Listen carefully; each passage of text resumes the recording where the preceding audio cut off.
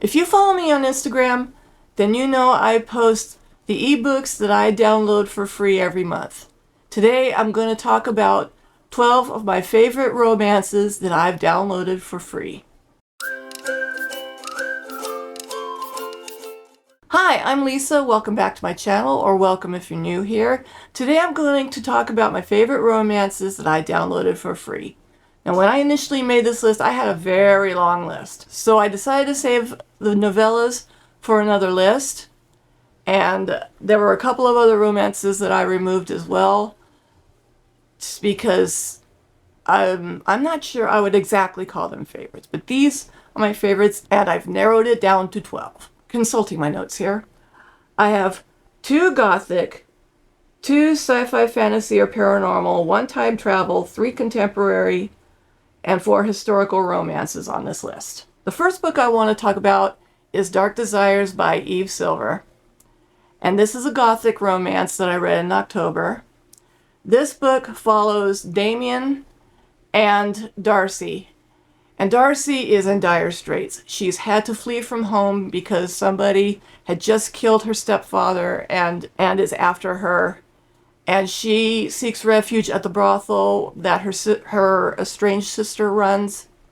But her sister says that she cannot stay there and gives her the name and address of somebody who will hire her and give her a place in his staff.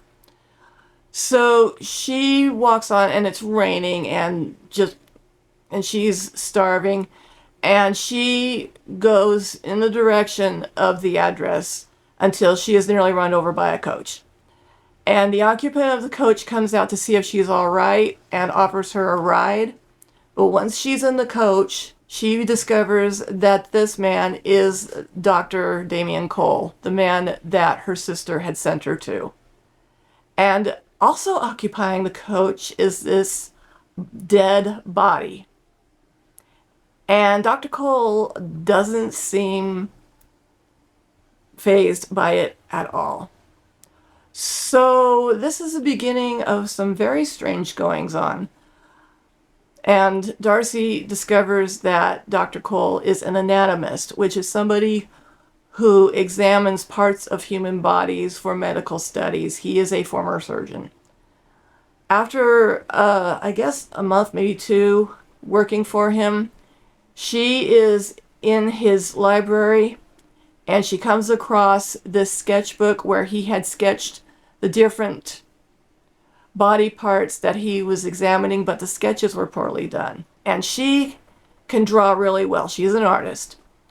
And so she, without thinking about it, draws a picture, a more detailed picture on one of the pages of the body part. I believe it was a leg that he had drawn. Afterwards, she's scared that if he finds out, he'll throw her out in the street. But instead, when he discovers what she did, he hires her as his assistant and has her resketch the different parts that he had examined, and not only the sketches themselves, but also introduces her to examining, like, say, a human heart, which she finds sickening at first, but ultimately she gets used to it, and she does have a very strong attraction. There's this strong attraction between them, even though somewhere in the back of her mind she's wondering if this, because there's murders going on as well, and in the back of her mind she's wondering if he may be responsible. But of course everything comes out well in the end. This was very well written. It was in first person, only from the heroine's perspective, but I still gave it 5 stars. I enjoyed it. It was engaging. It was probably not as disturbing, but still a little, because I don't read horror or suspense. But this gave me that fall spooky vibe that I needed for the season. The next book is Too Wicked to Kiss by Erica Ridley. And this is another gothic romance. And it has we have the spooky house, we have the misunderstood hero. Our heroine Evangeline is brought to this house party by a friend of her late mother's and her daughter. And this lady just wants Evangeline there because she's a clairvoyant, and she wants Evangeline to help her ensnare her daughter in a compromising position with our hero Gavin, so that she can marry her off to him. Well, while at the house party, somebody is murdered, and so everybody is trying to figure out who committed the murder. And Evangeline, her clairvoyancy happens when she touches people. If she touches somebody, she can read some of the memories or whatever, but when she touches Gavin, nothing happens. She can't read him whatsoever. And they have this attraction towards each other, but they also have a mutual distrust, which I believe adds a really nice layer to the relationship. This is a really good romance for somebody who just wants to dip their toes into gothic romance, because nothing really scary happens, and we have a nice mystery. And I was surprised at who the murderer was, and if something with a mystery can give me that, then I'm all for it. Next is The Fae King's Curse by Jamie Schlosser, and this follows Kieran and Quinn. Kieran is a fae, and he and Quinn meet when they are 12 years old. And in Kieran's world, it is a year, where in our world it is a day. So every year on his birthday, he goes through a portal to see Quinn. And over the years, they get closer, they get to know each other better. And they get really close over the years. Kieran is also blind. And he was cursed, he and his family were cursed with blindness. And his only cure is if he can look at his fated mate, which he can't do if he's blind. So the day before Quinn is to leave for college, when Kieran goes to see her, she tells him, "I'm sorry, we can't be meeting like this anymore because I'm going to be leaving for college tomorrow." So he decides to take her to his realm instead. And a lot of things are happening. I believe there's an assassination attempt, if I remember correctly. And they're trying to find out what's going on, and also figure out how to cure Kieran of his blindness. I remember watching videos of booktubers talking about this and saying how much they loved it. So when I saw it for free, I knew I had to snag it up. And it was so much better than I thought it was. I believe I gave this, this was one of my 5-star reads from last year. So I really enjoyed this book. Next is A Lady of Rooksgrave Manor by Catherine Moon. And this is a Monster White Shoes romance. And this is another book that I saw for free after hearing reviews of it. And I thought I'd check it out. Why not? I wasn't sure if it was going to be my thing or not, but I did enjoy this book and give it 5 stars. However, I do want to point out this is one of those plot type books. This is more for the enjoyment and the steam and all the weird things that happen. I also liked Esther and her suitors. I thought they all had a great connection. There are a couple of things about this book you may want to be aware of if you haven't read it yet. But there is debauchery and exhibitionism in this book. And very late in the book, things do get a little more substantial. There is a villain, and things do get really interesting. But I enjoyed this book just because it was a fun read. It's not too deep or anything like that. It's just a fun read. Next is Swept Away by Camry Solomon. And this is probably the only perma-free book that I have on the list. because most books that are offered for free are offered for free for only a limited time. So, anyway, this follows Samantha, who goes to see her estranged father, who is digging up this, who is digging up in this treasure hole with his team and trying to navigate these booby traps and stuff. And at first she's like, there's no buried treasure. She's very, very skeptical about whether there is actually a treasure in this hole. She and her father begin to bond, and she decides that she wants to help him with this project. However, tragedy strikes, and the hole is bought out by somebody else. So she decides one night to go in and get the treasure before this other party can. But when she does, the hole floods, and she finds herself waking up on shore surrounded by pirates years in the past. And this is where our hero Tristan comes in. His captain orders him to take her on board for his pleasure, but Tristan protects her and helps her any way he can. And he is one of those heroes that he's strong, he's commanding, but he's also very tender towards the heroine, and is quite possibly one of my favorite heroes that I've read. You do need to be patient with this book. I gave it 5 stars, but you do need to be patient at first because she ends up in the past, and we meet the hero like in the 9th or 10th chapter, with the first few chapters being about the treasure hole and her relationship with her father.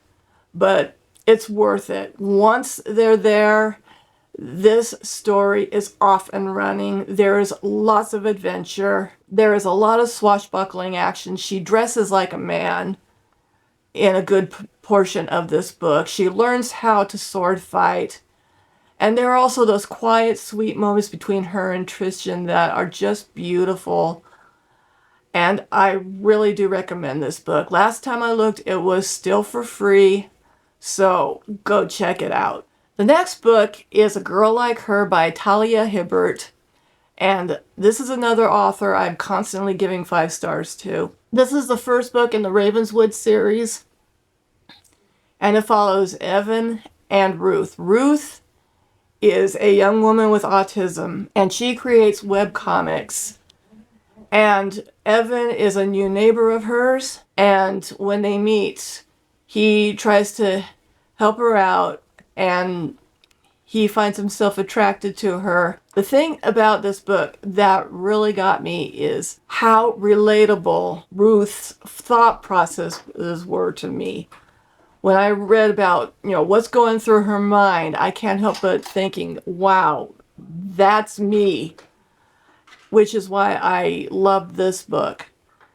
I don't always enjoy contemporary romances, but Talia Hibbert's contemporary romances are amazing. They have great banter, the humor, the relatability. And I also loved how Evan tries to help Ruth navigate after her relationship with this really terrible, abusive man that he is actually working for. But this was a 5-star read, and I really enjoyed it. Next is Tempting Taste by Sarah Whitney, and this follows Eric and Josie. Josie meets Eric for the first time on a commuter train one night. He is kind of off in the corner by himself with his earbuds and doesn't seem to pay her any mind. But when another passenger starts to force himself on her, he comes to the rescue. Next day, Josie goes to a bakery with a friend of hers to sample wedding cake for his wedding.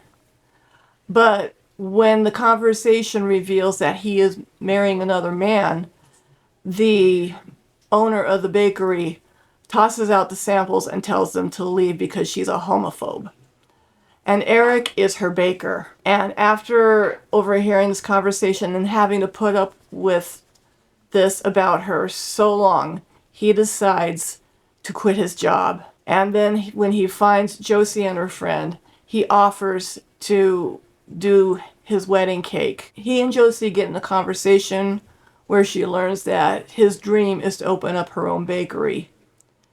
And so she decides to help him out. She's a professional at this. She does this for a living. So she helps him to get his own place where he can open up his bakery and helps him with the promotional materials, but he's really shy. He doesn't want his face to be on the logo or anything like that.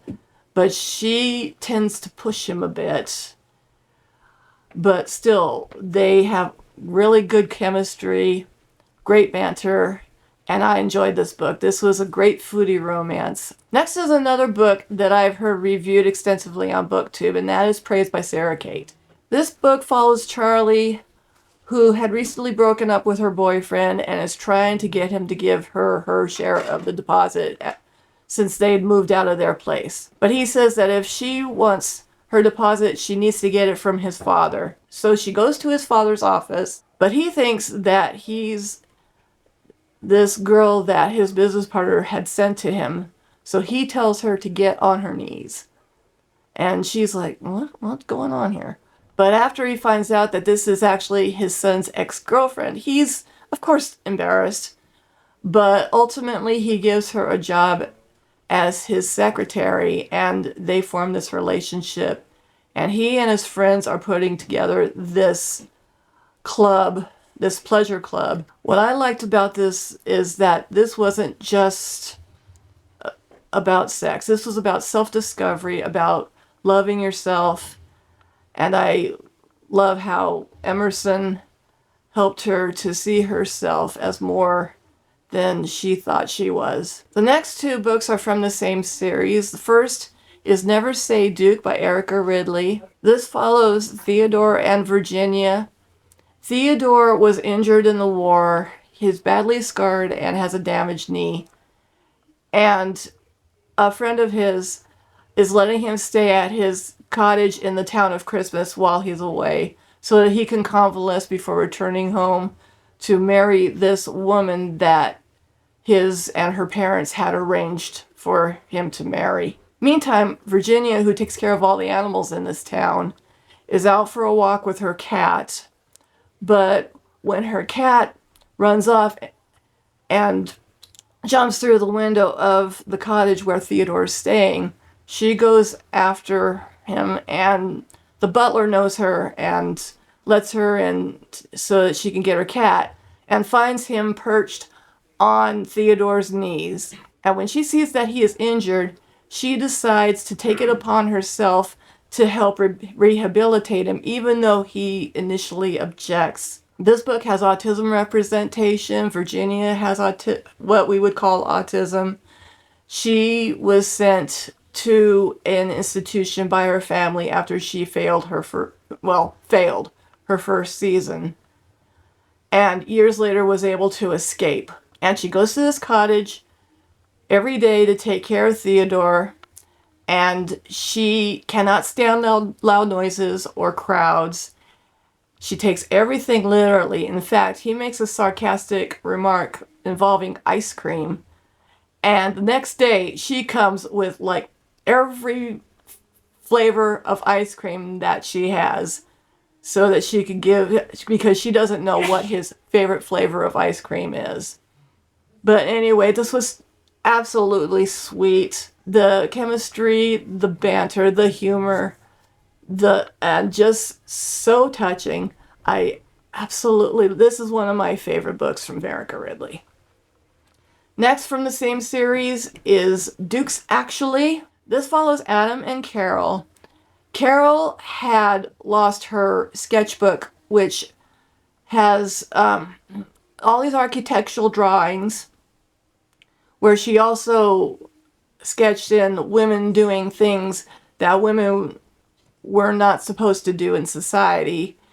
And it ended up in Adam's library. Months later, just before he returns to this town, she finagles her way into his house so that she can go into the library and get that sketchbook. But she ends up failing her mission, and decides to try again, but Adam has returned, and they end up growing closer. But this is also a class differences romance, so they're not sure if there is a future for them. But this was another really, really sweet romance in this series. I did read the first book. I believe is Once Upon a Duke or something like that, but nothing happens in that book, so that's why it's not on the list. Last two are from the same author. First is I Kissed an Earl and I Liked It by Mary Farmer. This book follows Marie. She and her sisters have this house together so that they can live their lives independently. But their brother orders them to sell their house and move back in with him because he wants to marry them off, and bribes them by giving them each a bicycle, which is something that I have not seen in any other historical romance, which kind of baffles me because bicycles were a thing back then. So Marie rides her bicycle to the beach where she meets Christian, who is an Earl's spare, and he's skinny dipping. And at first she's kind of taken aback, but she's got a mischievous side just like he does, and they connect instantly. And they get acquainted, they banter back and forth and joke. They even pull a prank. But when they are about to kiss, they are caught together. And so if they don't get married, she would be ruined, right? And they're thinking, that won't be so bad. We get on just fine. But as it turns out, his father and her brother have arranged for Christian to marry a woman that clearly doesn't want to marry him any more than he wants to marry her, and for Marie to marry Christian's older brother. So while they're trying to figure out how to get out of this, Christian tries to pull pranks on his family, but with disastrous results. I do want to mention that family members do die in this series, so if that's triggering for you, you may not want to read this. But I enjoyed it. It had humor, it had angst, it had great chemistry between the two love interests, and I did enjoy this. This was my first Mary Farmer, and once I finished reading it, I knew it would not be my last. And the last book, of course, one of my absolute favorites from last year, is Between His Lover and the Deep Blue Sea, also by Mary Farmer, which follows Septimus and Adam. Septimus and his friends had just returned from the Napoleonic War and are staying at the estate of his friend's brother. And Adam is the tutor, and they have an instant connection. They have differing life goals, but as they get closer, they try to figure out ways to navigate it, and it is just beautifully done. Great steam, amazing banter, phenomenal chemistry. One of my absolute favorites, and this is one of the series that I intend to finish this year. Anyway, those are 12 of my favorite books that I had downloaded for free. Please be advised that most of these titles may not be available for free at this time because, as I mentioned earlier, only one of them, which is Swept Away, if I'm not mistaken, is perma-free. The others only for a limited time. But I do manage to find these books because I do look at Amazon's top 100 free books on a regular basis and look at the listings and see what I could find and if there are any authors or titles that I would be interested in. If you want to see some of the books that I've downloaded for free, you can always go to my Instagram. They're all there. Anyway, thank you for watching. Please like, comment, and subscribe. Hit that notification bell so you can know when I upload my next video. And I will see you next time.